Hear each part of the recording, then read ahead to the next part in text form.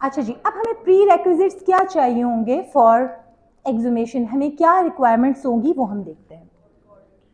ठीक है, all the necessary arrangements procedure by the police, ठीक है, वो करेंगी। एरिया पे पहुंचना है, सबसे पहले ऑर्डर्स आ गए एक्सुमेशन के, पास हो गए ऑर्डर्स, ठीक है।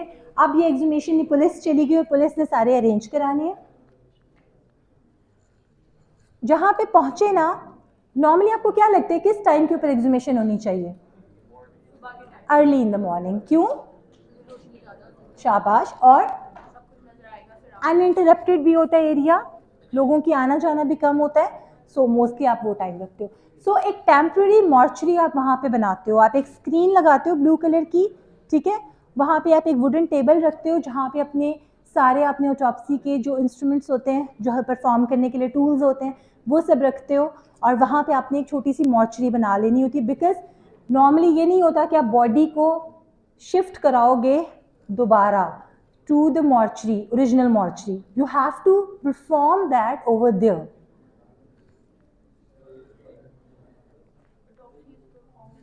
Yeah.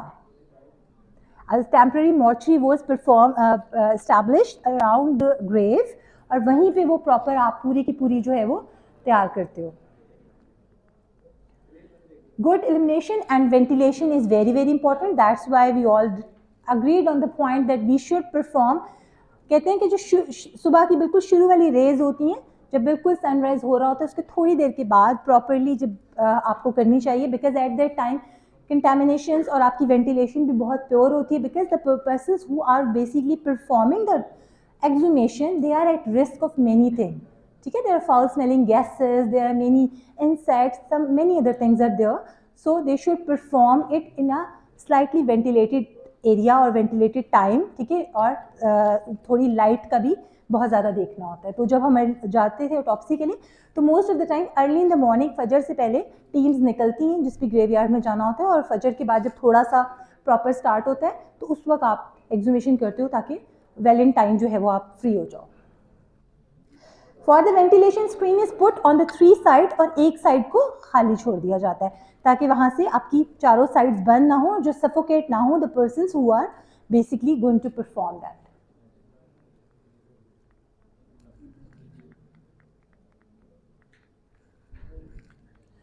ठीक है, उसके बाद हमने एक और चीज का बहुत ध्यान रखना होता है, that is the direction of the wind. Now tell me one thing, the person who is basically conducting the autopsy surgeon and the helpers, where should they stand? They should stand on windward side or opposite to the wind? That's a common sense question. They should stand windward or opposite to the wind? How many people say opposite to the wind, or how many says windward? How opposite to the wind? Opposite कौन कौन कह रहा है? आप कह रहे हो। और विंडवर्ड कौन कह रहा है? वाओ, बड़ी कॉमन सेंस वाली क्लास है। Why windward side? So that gases वगैरह आप पे डायरेक्टली नहीं आएंगी, ठीक है। विंडवर्ड साइड पे हमेशा खड़ा होना होता है। नो टॉकिंग बॉयज, ठीक है।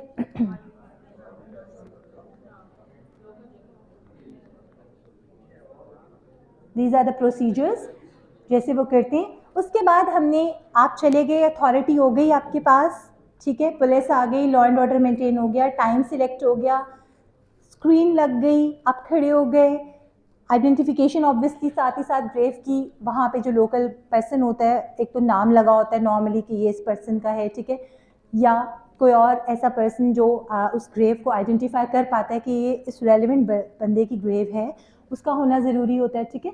और ये रिस्पॉन्सिबिलिटी भी पुलिस की होती है कि वो आइडेंटिफाई ग्रेव को करवाए,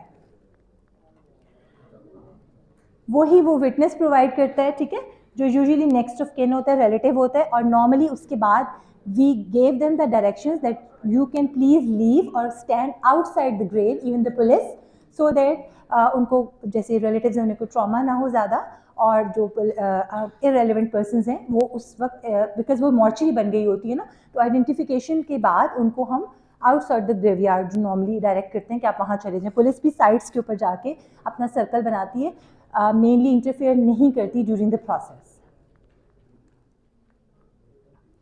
फिर the grave is dug out, the body is recovered, ठीक है, और फिर हैंडेड ओवर हम जॉब एग्जामिनेशन।